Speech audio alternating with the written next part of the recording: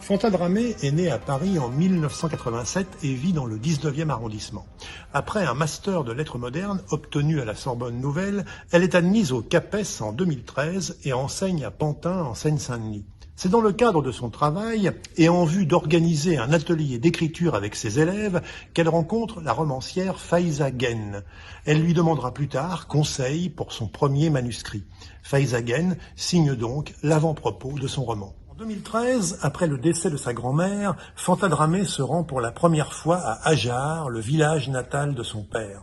Bouleversée par ce voyage où elle foule la terre de ses ancêtres, elle décide, de retour à Paris, d'aller à la rencontre de son histoire. Un récit sensible qui met en lumière le décalage entre un homme émigrant de Mauritanie et ses enfants nés en France.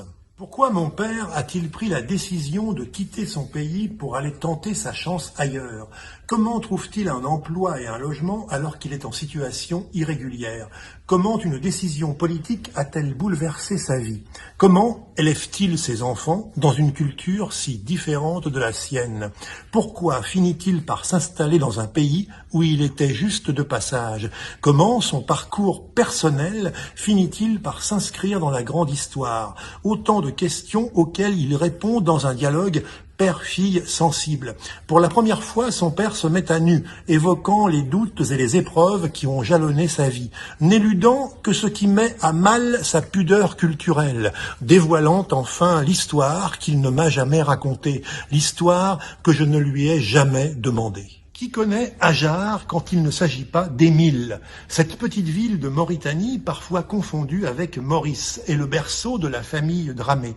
Si celle-ci est établie en région parisienne depuis bien longtemps, le décès de la grand-mère de l'autrice sera l'occasion pour elle de revenir sur la terre de ses ancêtres pour rentrer bien vite en France tant elle se sent perdue dans ce pays dont elle ne connaît ni la langue ni les codes. Le deuil est profond, l'aïeul occupait une place importante au sein de la famille et son décès laisse un vide immense.